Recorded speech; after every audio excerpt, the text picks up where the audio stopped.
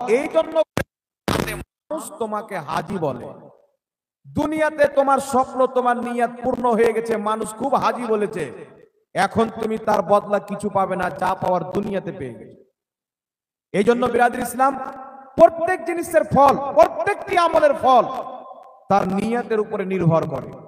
যদি কোনো ব্যক্তি এই নিয়তে হজ করে, আল্লাহ আমার গুনাহ মাফ করবে, আল্লাহ আমার উপরে ফরজ করেছেন, তাই আল্লাহকে সন্তুষ্ট করার জন্য হজ করছি, সেই ব্যক্তির গুনাহ মাফ হবে, আখিরাতে জান্নাতও পাবে ইনশাআল্লাহ। এই জন্য বিরাদর ইসলাম, জালসা দেওয়ার উদ্দেশ্য হচ্ছে ইলমে দ্বীন শিখানো এবং শিখা। আল্লাহ পাক পবিত্র কুরআনুল কারীমের মধ্যে বলেন, কুল হাল ইয়াস্তাবিল্লাযীনা ইয়ালামুনা ওয়াল্লাযীনা লা ইয়ালামুন। মহান রব্বুল আলামিন বলেন, হে মাহবুব আমার নবী তুমি বলো, যারা জানে এবং যারা জানে না উভয় কি সমান?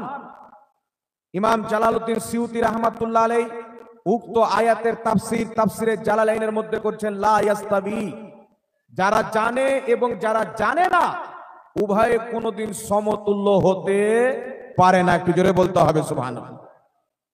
আল্লাহর হাবিব সাল্লাল্লাহু আলাইহি ওয়াসাল্লাম বলেন, ইলমে দ্বীন শিখা আল্লাহ পাক নর এবং নারী, মুসলমান মেয়ে এবং ছেলে সকলের উপরে আল্লাহ পাক ফরজ করেছেন।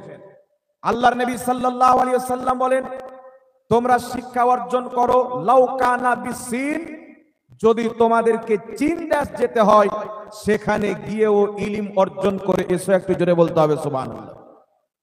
এই জন্য বিরাদর ইসলাম, কোরআন ও হাদিসের জ্ঞান অর্জন করা হচ্ছে ফরজ। মহান আমাদের উপরে ইলম শিখাকে ফরজ করেছেন। জালসা দেওয়ার উদ্দেশ্য হচ্ছে ইসলামের বার্তা, কোরআন হাদিসের জ্ঞান অর্জন করা। আল্লাহর হাবিব সাল্লাল্লাহু আলাইহি ওয়াসাল্লাম বলেন, ইমাম ফখরুদ্দিন রাজি রাহমাতুল্লাহ আলাইহি তাফসিরে কবিরের মধ্যে হাদিসটি লিপিবদ্ধ করেছেন। আল্লাহর নবী সাল্লাল্লাহু আলাইহি ওয়াসাল্লাম বলেন, যখন কোনো ব্যক্তি ইলমে দ্বীন শিখার নিয়ত করেন, ইচ্ছা করেন, ইরাদা করেন, আল্লাহ পাক সঙ্গে সঙ্গে তার প্রতি রহমতের ফেরেশতা নিক্ষেপ করে দেয়। আমি ইলমে দ্বীন শিখতে যাব, একটু আওয়াজটা খুলেন ভাই, আওয়াজটা একটু দাবটা একটু খুলেন আওয়াজটা। ইলমে দ্বীন শিখতে যাব এই নিয়ত করে, আল্লাহ পাক সঙ্গে সঙ্গে তার প্রতি রহমতের ফেরেশতা নিক্ষেপ করে দেয়। ওই ব্যক্তি যখন বাড়ি থেকে বের হয় ইলমে দ্বীন শিখবো বলে, ইলমে দ্বীন কোথায় শিখা হয়? শিক্ষা অর্জন করা হয়। জালসাতেও ইলম শিক্ষা নেওয়া হয়, খানকা শরীফেও ইলম শিক্ষা নেওয়া হয়। সুতরাং যে কোনো ব্যক্তি ইলমে দ্বীন শিখবো বলে যদি জালসায় আলিম ওলামার বক্তব্য শুনতে যায়, খানকা শরীফে পীর ও মুর্শিদের দরবারে যায়, মাদ্রাসাতে ইলম শিখবো বলে যায়, ইলম শিখবো বলে মাদ্রাসাতে হোক, জালসাতে হোক, খানকা শরীফে হোক, যেই ব্যক্তি বাড়ি থেকে বের হবে সেই ব্যক্তির যদি রাস্তাতে ইন্তেকাল হয়ে যায়, মৃত্যু হয়ে যায়, আল্লাহর নবী সাল্লাল্লাহু আলাইহি ওয়াসাল্লাম বলেন, ওই ব্যক্তিকে আল্লাহ পাক শহীদের মর্যাদা দান করে। জোরে বলেন সুবহানাল্লাহ। শাহাদাতের মর্যাদা নসিব করে। এই জন্য পৃথিবীর মুসলমান, ইলমে দ্বীন আমাদেরকে শিক্ষা করতে হবে। ওই ব্যক্তি যখন মারা যায়, আল্লাহ পাক তার কবরটাকে রিয়াজুল জান্নাহ, জান্নাতের বাগিচা, জান্নাতের বাগান বানিয়ে দেয়। সুতরাং জালসা শুনতে যাব এই নিয়ত নিয়ে যে আমি সেখানে গিয়ে কিছু শিখবো, না কি বলেন, কিছু শিক্ষার নিয়তে। এই জন্য আমি আপনাদের সম্মুখে কুরআনুল কারীম হইতে একটি মাশহুর আয়াতে কারিমা পাঠ করেছি। মনে রাখবেন, আল্লাহ পাকের কুরআনুল কারীমের মধ্যে 6666টি আয়াত লিপিবদ্ধ রয়েছে। যদিও আয়াত সংখ্যাতে মতনৈক্য রয়েছে, কেউ কম বলেছেন, কেউ 6666 বলেছেন। ইমাম জালালউদ্দিন সিউতি রাহমাতুল্লাহ আলাইহি বলেন, একটি বিশুদ্ধ মত হচ্ছে কুরআনুল কারীমের আয়াত সংখ্যা 6666। জোরে বলেন সুবহানাল্লাহ। এই জন্য সেই কুরআনুল কারীমের প্রত্যেকটি আয়াত, প্রত্যেকটি হুরুফ, প্রত্যেকটি শব্দ, প্রত্যেকটি জের জাবার পেশ, প্রত্যেকটা শব্দের উপরে মুসলমান আমাদের আপনাদের ঈমান আছে। আমাদের বিশ্বাস, যালিকাল কিতাবু লা রাইবা ফি, আল্লাহ পাকের কোরআন এমন একটি কিতাব যার মধ্যে সন্দেহের কোনো অবকাশ নাই। জোরে বলতে হবে সুবহানাল্লাহ। সেই কুরআনুল কারীমের মধ্যে আল্লাহ পাক বলছেন, ইন্নাদ দীনা ইনদাল্লাহিল ইসলাম, নিশ্চয় আল্লাহ তাবারাক ওয়া তাআলার নিকটে মনোনীত ধর্ম একমাত্র ইসলাম ধর্ম। একমাত্র ইসলাম ধর্ম মনোনীত আল্লাহর নিকটে। কেন? আদম আলাইহিস সালাম থেকে নিয়ে ঈসা আলাইহিস সালাম পর্যন্ত প্রত্যেক নবীর ধর্ম একটাই ছিল, ধর্মটার নাম হচ্ছে ইসলাম। জোরে বলতে হবে সুবহানাল্লাহ। এই জন্য বিরাদর ইসলাম, ইসলাম ধর্ম 1450 বছর পুরাতন ধর্ম নয়। অনেক লোকের ধারণা এটা যে আমাদের রাসূল সাল্লাল্লাহু আলাইহি সাল্লাম যেহেতু 1450 বছর পূর্বে কমবেশ মক্কাতে জন্মগ্রহণ করেছেন, তাই ইসলামের বয়স হচ্ছে 1450 বছর। এটা ভুল ধারণা। ইসলামের বয়স কত? পৃথিবীর মাটিতে মহান রব্বুল আলামিন সর্বপ্রথম যেই মানুষকে পাঠিয়েছিলেন তিনার নাম হচ্ছে আদম আলাইহিস সালাম। তিনার পূর্বে কোন মানুষ আল্লাহ সৃষ্টি করেননি, পৃথিবীতে পাঠাননি। আদম আলাইহিস সালাম দুনিয়ার প্রথম মানুষ যিনার কদম জমিনের মাটিতে পড়েছেন। ভারতের অংশ শ্রীলঙ্কা, সেই শ্রীলঙ্কা দেশে একটি পাহাড় রয়েছে, পাহাড়টির নাম হলো সারানদ্বীপ। সেই সারানদ্বীপ নামক পাহাড়ে আদম আলাইহিস সালাতু ওয়াস সালামকে আল্লাহ রাব্বুল আলামিন জান্নাত থেকে নাজিল করে ওই সারানদ্বীপ নামক পাহাড়ে নাজিল করেছিলেন, অবতরণ করিয়েছিলেন। জোরে বলেন সুবহানাল্লাহ। তো দুনিয়ার প্রথম মানুষ আদম আলাইহিস সালাম। এইবার আমরা দেখব আদম আলাইহিস সালামের ধর্ম কি ছিল। যেহেতু প্রথম মানুষ, প্রথম মানুষের ধর্ম যেটা হবে, প্রথম ধর্ম সেটা হবে, না কি বলেন বাবা? তো আদম আলাইহিস সালাতু ওয়াস সালামের ধর্ম কি ছিল? আল্লাহু আকবার কবীরা। কুরআনুল কারীম পড়েন। ইব্রাহিম আলাইহিস সালাম, ইউসুফ আলাইহিস সালাম, সুলেমান আলাইহিস সালাম প্রত্যেক নবী মুসলমান ছিলেন। মনে রাখবেন, যদি কোনো ব্যক্তি বলে ইব্রাহিম আলাইহিস সালাম হোক, মুসা আলাইহিস সালাম হোক, ইউসুফ আলাইহিস সালাম হোক, কুরআনুল কারীমের মধ্যে যত নবী রাসূলের নাম এসেছেন প্রত্যেক নবী ইহুদি ছিল, তাহলে সেই ব্যক্তির ঈমান থাকবে না, সঙ্গে সঙ্গে সেই ব্যক্তি বেঈমান হয়ে যাবে। যদি কোনো বক্তা এই কথা বলে, তার বক্তব্য মুসলমানদের জন্য শোনা অবৈধ, হারাম। যদি কোনো স্কলার এই কথা বলে, তার বক্তব্য শোনা হারাম। তাকে বক্তা মনে করে তার কাছে জ্ঞান নেওয়া তো দূরের কথা। যদি কেউ বলে কুরআন পাকের মধ্যে যত নবী রাসূলের নাম এসেছেন সবাই ইহুদি ছিল, ওই ব্যক্তিকে মুসলমান মনে করা যাবে না। কারণ কুরআনুল কারীমের মধ্যে ইব্রাহিম আলাইহিস সালামকে মুসলমান বলা হয়েছে। আল্লাহ পাক বলছেন, আমার ইব্রাহিম না ইহুদি ছিল না খ্রিস্টান ছিল, আল্লাহ পাক বলছে কানা মুসলিমিনা, তিনি মুসলমানদের অন্তর্ভুক্ত ছিলেন। জোরে বলেন সুবহানাল্লাহ। তো কুরআন এবং তার তাফসীর এবং হাদিস শরীফ পড়লে আমরা স্পষ্ট ভাষায় ইসলামের আকীদা বুঝতে পারি। প্রত্যেক নবী মুসলমান ছিলেন, তাদের ধর্ম ছিল ইসলাম। তবে ইসলাম ধর্মের শেষ পয়গম্বর, আখরি নবী, আখরি রাসূল হযরতে মুহাম্মদ রাসূলুল্লাহ সাল্লাল্লাহু আলাইহি ওয়াসাল্লাম আখরি নবী, ইসলামের আখরি পয়গম্বর আসা 1450 বছর হলো। ইসলাম ধর্ম সেই দিন জমিনে এসেছেন যেই দিন আদম আলাইহিস সালাম নিজের কদম এই জমিনে রেখেছেন। জোরে বলেন সুবহানাল্লাহ। এই জন্য বিরাদর ইসলাম, আদম আলাইহিস সালাম নিজে মুসলমান ছিলেন। তো এখন ইসলাম ধর্ম সবচাইতে পুরাতন হলো না? তো আমাদের ভারতের মাটিতে কিছু লোক বলতে চাই, মুসলমান তোমরা ঘেরোয়াপসি করে না। ঘেরোয়াপসি মানে তোমাদের বাপ দাদা ভারতের মাটিতে মূর্তি পূজারী ছিল, অমুসলিম ছিল, তো তোমরা পরে মুসলমান হয়েছে, তো বাপ দাদার দিনে চলে এসেছে। তো আমি তাদেরকে বলতে চাই যে আমাদের বাপ দাদা বাদ দাও, সবারই বাপ প্রথম মানুষ ইহুদি হোক, খ্রিস্টান হোক, মুসলমান হোক, পৃথিবীতে যত মানুষ আছেন এই সমস্ত মানুষের আদি পিতা হযরতে আদম আলাইহিস সালাম। আর আদম আলাইহিস সালাম নিজেই মুসলমান ছিলেন, ইসলাম ধর্ম মাননেওয়ালা ছিলেন। সুতরাং সারা পৃথিবীকে অন্যদিকে নয়, ইসলামের দিকে আসতে হবে। জোরে বলেন সুবহানাল্লাহ। কিসের দিকে আসতে হবে? ইসলামের দিকে আসতে হবে। এটাও একটি কথা মনে রাখবেন, মুসলমান পৃথিবীতে মানুষ যখন জন্মগ্রহণ করে সেই ব্যক্তি কিন্তু মুসলমান হয়ে জন্মগ্রহণ করে। সে যার বাড়িতে হোক, ইহুদির বাড়ি বাচ্চা জন্ম নেক, খ্রিস্টানের বাড়ি বাচ্চা জন্ম নেক, জৈনের বাড়ি বাচ্চা জন্ম নেক, পৃথিবীতে যে কোনো ধর্মের মান্যওয়ালার বাড়িতে যখন বাচ্চা জন্মগ্রহণ করে সেই বাচ্চা মুসলমান হয়ে জন্মগ্রহণ করে।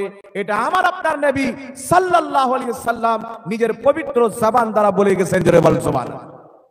এখন বাচ্চা যখন জন্মগ্রহণ করে, ইহুদির বাড়ি হোক খ্রিস্টানের বাড়ি হোক, মুসলমান কি করে হলো? সেই বাচ্চা তো এসে কলমা পাঠ করেন না, বা মায়ের পেট থেকে পড়ে কলমা পাঠ করেন না যে তাকে মুসলমান বলা হবে। তবে মনে রাখবেন, পৃথিবীর মানুষ আল্লাহ পাক আত্মার জগতে দুটি মাহফিল করেছিলেন, জালসা। সারা পৃথিবীর মানব জাতির আত্মাকে আল্লাহ পাক একত্রিত করে বলেছিলেন, আমি কি তোমাদের রব নই? সবাই এক বাক্যে সারা পৃথিবীর মানুষের আত্মা যারা ইন্তিকাল করেছেন, কিয়ামত পর্যন্ত যারা জন্মগ্রহণ করবে, সকলের আত্মা আল্লাহ পাককে আল্লাহ বলে, মাবুদ বলে আত্মার জগতে মেনে নিয়েছে। তো আত্মার জগতে সবাই মুসলমান হয়ে গেছে, আল্লাহকে এক মেনেছেন। মায়ের পেটে আসছেন তো মুসলমান, মায়ের গর্ভ থেকে যখন ভূমিষ্ঠ হয় মুসলমান হয়ে ভূমিষ্ঠ হয়। আল্লাহর নবী সাল্লাল্লাহু আলাইহি সাল্লাম বলেন, মা বাপ ইহুদি হওয়ার কারণে বাচ্চাকে ইহুদি কালচার দিয়ে ইহুদি বানিয়ে দেয়। মা বাপ নাসারা হওয়ার কারণে বাচ্চাকে নাসারাদের চরিত্র দিয়ে, তাদের ধর্মের কালচার দিয়ে তাকে নাসারা বানিয়ে দেয়। কিন্তু বাচ্চা যখন জন্মগ্রহণ করে সেই বাচ্চা মুসলমান থাকে। জোরে বলতে হবে সুবহানাল্লাহ।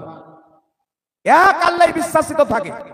এই জন্য পৃথিবীর মানুষ ইসলাম ধর্ম হচ্ছে সবচাইতে পুরাতন ধর্ম। যুগের পর যুগ, যুগের পর যুগ, জায়গা জায়গাতে মহান রব্বুল আলামিন প্রত্যেক কওমে কোন না কোন নবীকে আল্লাহ একের পর এক পাঠিয়েছেন মানব জাতির হেদায়েতের জন্য। পাঠানোর কারণ কি? আল্লাহ কোন নবীকে পাঠালেন, সেই নবী পৃথিবীবাসীকে তাওহীদ ও রিসালাতের দাওয়াত দিলেন, আল্লাহ পাকের দাওয়াত দিলেন। সেই কওম অনেকেই সেই নবীর কথা শুনে আল্লাহওয়ালা হয়ে গেলেন, আল্লাহ পাকের প্রতি ঈমান আনলেন। কিন্তু সেই নবীর ইন্তিকালের 400 বছর পর, 200 বছর পর, 300 বছর পর সেই নবীর মাননেওয়ালা আবার মূর্তি পূজা করতে আরম্ভ করলো, চন্দ্র সূর্য পূজা করতে আরম্ভ করলো। তখন আল্লাহ তাবারাক ওয়া তাআলা তাদেরকে হেদায়েত দেওয়ার জন্য আবার দ্বিতীয় নবী দুনিয়াতে পাঠালেন। এই করতে করতে আল্লাহ তাবারাক ওয়া তাআলা অসংখ্য নবী রাসূলগণ কে পৃথিবীর মাটিতে পাঠিয়েছেন। আর সমস্ত নবীর মধ্যে শেষ নবী আমাদের নবী মুহাম্মদ রাসূলুল্লাহ সাল্লাল্লাহু আলাইহি ওয়াসাল্লাম, আকা মুস্তাফা আলাইহিস সালাতু ওয়াস সালামের পর কিয়ামত পর্যন্ত নতুন কোন নবী আর জন্ম নিবে না। আল্লাহ পাক বলছেন, খাতামান নবিয়্যিন, আমার নবী হচ্ছে শেষ নবী, আমার নবীর পরে নতুন কোন নবী আসবে না। আমার আপনার নবী বলছেন, মিশকাত শরীফের হাদিস, আল্লাহর নবী বলেন, লা নবিয়্যা বাদি, আমার পরে কোনো নবী নাই। আল্লাহর হাবিব বলছেন, কিয়ামতের আমার উদাহরণ হচ্ছে, একটা ঘর কমপ্লিট তৈরি করা হলো, শুধুমাত্র একটা ইট খালি রেখে দেওয়া হলো, একটা ইটের জায়গা। আল্লাহর নবী বলছেন, ওই ইট হলাম আমি নবী মুস্তাফা। যেই ইট লেগে যাওয়ার পর ঘরের দ্বিতীয় ইটের প্রয়োজন পড়ে না, আমি চলে আসার পর কিয়ামত পর্যন্ত কোনো নতুন নবীর দরকার পড়বে না। একটু জোরে বলতে হবে সুবহানাল্লাহ। এই জন্য আমাদের আকীদা, আল্লাহ পাকের নবী সাল্লাল্লাহু আলাইহি সাল্লাম আখরি নবী, এটা মুসলমানদের চূড়ান্ত আকীদা। যেই ব্যক্তি এই আকীদার খেলাফ কোন ব্যক্তিকে নবী বলবে, ইশারাতে বলুক, কলমের মাধ্যমে বলুক, লিখনির মাধ্যমে বলুক, বক্তব্যের মাধ্যমে বলুক, যদি কোনো ব্যক্তি আমাদের নবীর পর কোন ব্যক্তিকে নবী বলে বা নবীর মতো বলে বা নবীর সমতুল্য বলে, সেই ব্যক্তি আর মুসলমান থাকবে না। নামাজ পড়লেও সেই ব্যক্তিকে অমুসলিম অর্থাৎ কাফির মনে করতে হবে। কারণ খাতামান নবিয়্যিন এটা বিশ্বাস করা ঈমানের অংশ। জোরে বলুন সুবহানাল্লাহ। এখন আপনাকে বলতে চাই, বাবা, ইসলাম হচ্ছে আল্লাহ পাকের মনোনীত ধর্ম। আল্লাহ তাবারাক ওয়া তাআলা আমাদেরকে ইসলাম ধর্ম দান করেছেন। এই ইসলাম ধর্ম, আমাদের নবীর নাম হচ্ছে হযরত মুহাম্মদ।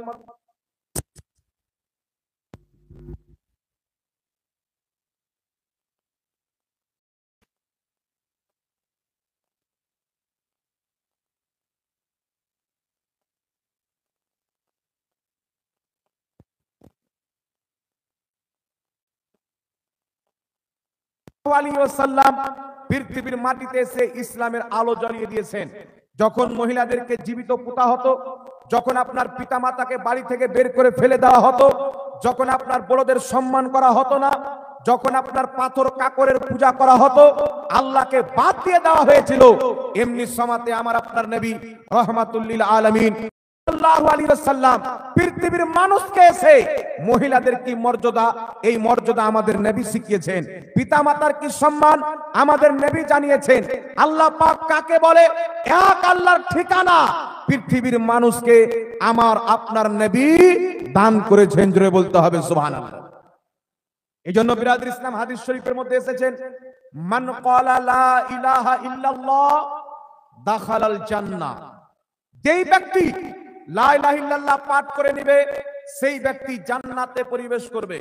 তবে একটা কথা মনে রাখবেন, হাদিস শরীফে শুধু লা ইলাহা ইল্লাল্লাহ এসেছেন, তাহলে মুহাম্মদ রাসূলুল্লাহ কোথায় গেল? তবে লা ইলাহা ইল্লাল্লাহ যেই ব্যক্তি পাঠ করবে সেই ব্যক্তি জান্নাতে যাবে, সহিহ হাদিস। তো কোন ব্যক্তি পাঠ করলে জান্নাতে যাবে? এখন তো অনেক হিন্দু ভাইদের পুরোহিত লা ইলাহা ইল্লাল্লাহ পাঠ করে, অনেক আপনার গির্জা ঘরের পাদ্রী পাঠ করে, তারাও কি জান্নাতে চলে যাবে? উঠান পবিত্র কুরআনুল কারীম সূরাতুল ইখলাস, আল্লাহ পাক বলছেন কুল হুয়াল্লাহু আহাদ। আল্লাহ বলছেন মাহবুব তুমি বলো ওই আল্লাহ এক। আল্লাহ বলছেন কুল নবী তুমি বলো। আল্লাহ এই কথা বলেননি যে আনা আহাদ আমি এক। আল্লাহ নিজে চাইলে বলতে পারতেন আমি এক। আল্লাহ বলছেন কুল নবী তুমি বলো হুয়াল্লাহু আহাদ ওই আল্লাহ এক। আল্লাহ পাক কুল শব্দ নিয়েছে পৃথিবীর মানুষকে শিক্ষা দিয়েছেন যে কুল আল্লাহ নিজের রাসূলকে বলেছেন, যারা রাসূলুল্লাহর রিসালাতকে বিশ্বাস করে, নবীর নবুয়তকে স্বীকার করে লা ইলাহা ইল্লাল্লাহ পাঠ করবে তারা জান্নাতে যাবে। যারা নবীর রিসালাতকে বাদ দিয়ে পাঠ করবে তারা জান্নাতে যাবে না, তারা তো চিরস্থায়ী জাহান্নামী হয়ে যাবে। এই জন্য পৃথিবীর মুসলমান ইমাম ফখরুদ্দিন রাজি তাফসিরে কবির মিশর থেকে কিতাবটি প্রকাশিত হয়েছে, সেই কিতাবের মধ্যে লিখছেন, যদি কোনো ব্যক্তি কোটি কোটি বার লা ইলাহা ইল্লাল্লাহ লা ইলাহা ইল্লাল্লাহ লা ইলাহা ইল্লাল্লাহ পাঠ করে, জীবনে একবারও যদি মুহাম্মদ রাসূলুল্লাহ না পাঠ করে, সেই ব্যক্তি কাফির থাকবে, মুসলমান থাকবে না। কারণ শুধু তাওহীদকে মানার নাম ইসলাম নয়। লা ইলাহা ইল্লাল্লাহ যেমন ভাবে বিশ্বাস করতে হবে, মুহাম্মদ রাসূলুল্লাহ তেমন ভাবে বিশ্বাস করতে হবে। লা ইলাহা ইল্লাল্লাহ মুহাম্মদ রাসূলুল্লাহ এই দুটোকে যারা মেনে নেবে, যাদের কলবে আল্লাহর তাওহীদও থাকবে, নবীর রিসালাতও থাকবে, তারাই হবে জান্নাতি। জোরে বলেন সুবহানাল্লাহ। এজন্য আপনাকে বলতে চাই, যদি কোনো ব্যক্তি বলে তাওহীদের প্রতি ঐক্যবদ্ধ হয়ে যাও, তার কথা মানা যাবে না। তাকে বলতে হবে তাওহীদ এবং রিসালাতের প্রতি ঐক্যবদ্ধ হয়ে যাও।